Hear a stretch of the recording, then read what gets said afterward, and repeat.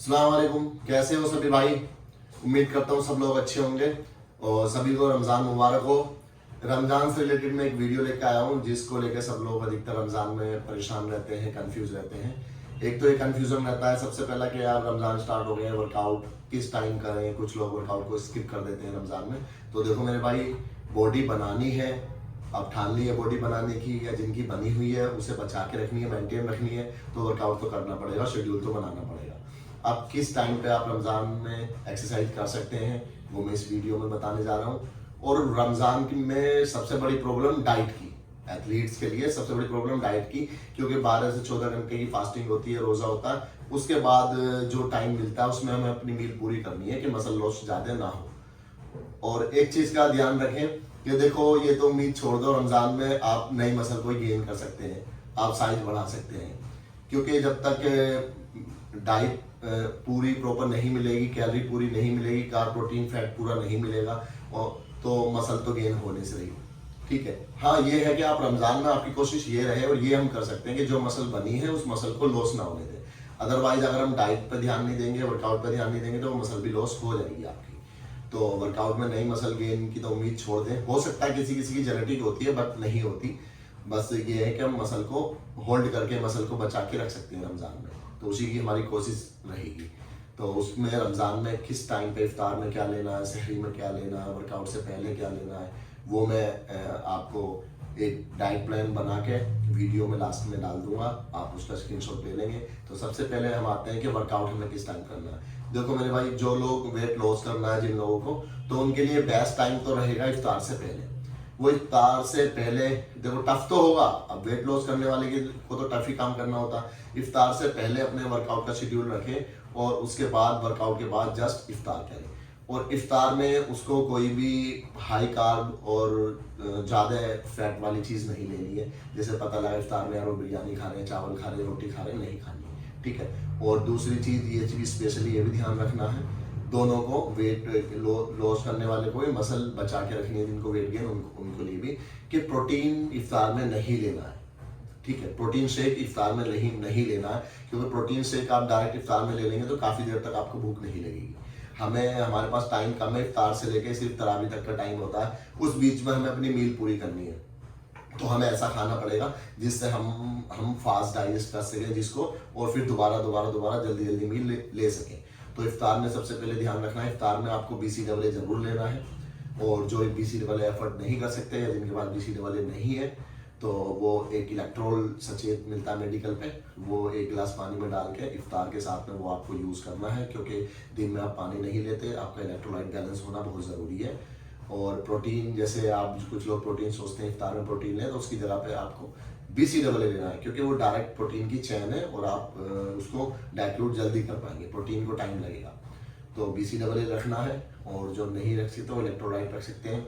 और अपना एग वगैरह, चिकन नहीं लेना है, मीट नहीं, रेड मीट नहीं लेना है, वाइट मीट नहीं लेना है, फिश या एग इफ्तार के टाइम पे बहुत, मैंने कहा ना, फास्ट डाइजेस्ट वाली चीज़ हमें रखनी है इफ्तार के टाइम पे। ठीक है। बाकी दूसरी चीज़ वर्कआउट की, वर्कआउट पे हम आ जाते हैं, तो वर्कआउट पे हम क्या करना है, जो वेट गेन करना है, जिन्हें मसल बचा के रखनी है, उनको वर्कआउट करने के 3 टाइम है।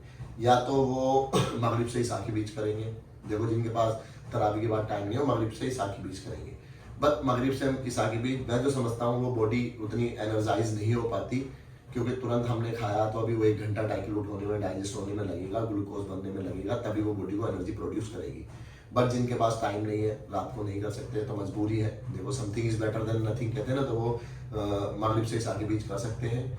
और बेस्ट टाइम होगा आपका तरावी के बाद, नमाज के बाद, क्योंकि जब तक आप 2 मील ले चुके होंगे, 1 मील ले लेंगे आप इफ्तार में, 1 मील ले लेंगे आप नमाज के बाद, और उसके बाद फिर आप वर्कआउट के लिए जाएंगे, तो 2 मील आपकी पूरी हो जाएगी।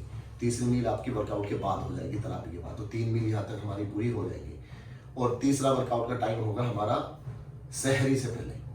देखो कुछ जो शहर के इलाके होते हैं, जैसे दिल्ली जामा मस्जिद वगैरह, जाफराबाद वगैरह, वहाँ पे पूरी रात लोग जगते हैं, वो जिम भी शायद पूरी रात खुलते हैं वहाँ पे, वहाँ जिम ही मतलब रात, शाम को मगरिब से लेके सुबह फजर तक खुलते हैं, उसके बाद दिन में बंद रहते हैं।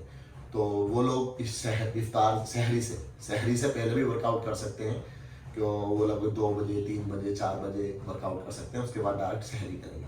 तो ये 3 टाइम हमारे पास वर्कआउट के हैं, इनमें जिसके पास जो सूटेबल लगे वो उसको एडजस्ट कर सकता है। बस बेस्ट टाइम मैं कहूँगा तरावी के बाद या सहरी से पहले, मगरिब से इशा के बीच का बेस्ट टाइम नहीं रहेगा। बाकी किसी की हैबिट है 2 साल 5 साल से वो इसी बीच करता आ रहा है और उसको एनर्जी फील होती है, कोई दिक्कत नहीं है, तो वो कर सकते हैं।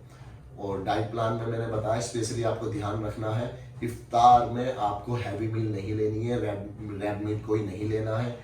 आप बॉइल्ड एग ले सकते हैं या फिश ले सकते हैं, ठीक है। और दूसरा, आपको प्रोटीन नहीं पीना है, ये स्पेशली ध्यान रखना है। इफ्तार में प्रोटीन शेक नहीं लेना है अभी, आपको BCAA लेना है, ठीक है। और बाकी पूरे दिन में विटामिन C कितना लेना है, मल्टीविटामिन किस टाइम रखनी है, और राइस किस टाइम लेने हैं, रोटी, वो मैं पूरा डाइट प्लान वीडियो के लास्ट में डाल दूंगा, आप उसका स्क्रीनशॉट ले लें। तो मैं उम्मीद करता हूँ सब लोग समझ चुके होंगे रमज़ान का शेड्यूल। तो बाकी किसी को, हाँ एक चीज़ और स्पेशली कि वर्कआउट शेड्यूल रमज़ान में, जैसा कि मैंने बोला कि नई मसल हम नहीं गेन कर सकते और ना ही होती है, किसी की हो जाए देखो एक हाथ तो कह नहीं सकते, तो नई मसल की उम्मीद भी ना करें। तो हमें सिर्फ रमज़ान का टारगेट है कि हमारी मसल जो हमने पूरे 11 महीने में बनाई है उसको हम बचा के रखें, भूखा रहने के बावजूद भी, रोज़ा रखने के बावजूद भी। तो हमें जब हम खा कम रहे हैं तो वर्कआउट भी कम करना। तो हमें स्पेशली एक चीज़ का और ध्यान रखना है कि हमें वर्कआउट में सिर्फ 3-3 सेट लगाने हैं, और वर्कआउट आधे से पौना घंटा मैक्सिमम है, बस उसी में आपको वर्कआउट करना है। ऐसा नहीं 1 घंटे 1.5 घंटे आप वर्कआउट में लगे हुए हैं, 4-4 5-5 सेट लगा रहे हैं, कोई फायदा नहीं है उसका, क्योंकि मसल रिकवरी के लिए मील भी तो उतनी चाहिए ना, उतनी मील आप नहीं ले पा रहे। 12 से 14 घंटे का आपका रोजा। तो स्पेशली सभी लोग ये भी ध्यान रखें कि आपको 3-3 सेट लगाने हैं रमज़ान के महीने में। और बट 3 सेट का मतलब ये भी नहीं कि आप वेट ही कम मारे, आपको 3 सेट में फेलियर तक जाना है। जो 4 सेट में 5 सेट में वेट आप ले रहे थे वो 3 सेट पर वेट लेना है आपको, ठीक है। तो ये स्पेशली 2 बातें ध्यान रखें। तो आप इफ्तार में प्रोटीन शेक नहीं पीना है, आपको वो चीज़ लेनी है जो जल्दी डाइजेस्ट हो, ताकि आपकी बॉडी दोबारा हंग्री फील हो, ठीक है। दूसरा, एक्सरसाइज में आपको 3-3 सेट करने हैं, कम वर्कआउट करना है, ठीक है। और अगर वर्कआउट शेड्यूल कोई 3-3 सेट क्या करने हैं ये भी सोच सकते हैं। अब आधे घंटे में क्या वर्कआउट करें। तो अगर वर्कआउट से रिलेटेड कुछ पूछना है, अब क्योंकि मैं वर्कआउट पूरा तो नहीं डाल सकता, वीडियो बहुत बड़ी हो जाएगी, बाइसेप ट्राइसेप चेस्ट बैक बहुत सारे पार्ट हैं तो उनका पूरा वर्कआउट। तो अगर किसी को भी किसी भी बॉडी पार्ट का वर्कआउट चाहिए कि रमज़ान में मैं बाइसेप में क्या करूं, तो वो मेरे को डायरेक्ट इंस्टाग्राम पे DM कर सकता है, मैं उसको उस पार्ट का वर्कआउट उसको डाल दूंगा। तो मेरी इंस्टाग्राम ID होगी मास्टर कोच हसमुद्दीन के, वो मेरे को डायरेक्ट DM कर सकते हैं, मैं उनको वर्कआउट शेड्यूल रमज़ान के अकॉर्डिंग दे दूंगा और डाइट प्लान वीडियो में डाल दूंगा, तो आप स्क्रीनशॉट ले सकते हैं वीडियो से। और बाकी मिलते हैं नेक्स्ट वीडियो में। और जिन्होंने अभी तक चैनल को सब्सक्राइब नहीं किया है, फॉलो नहीं किया, वो सब्सक्राइब करें। Thank you so much, see you again.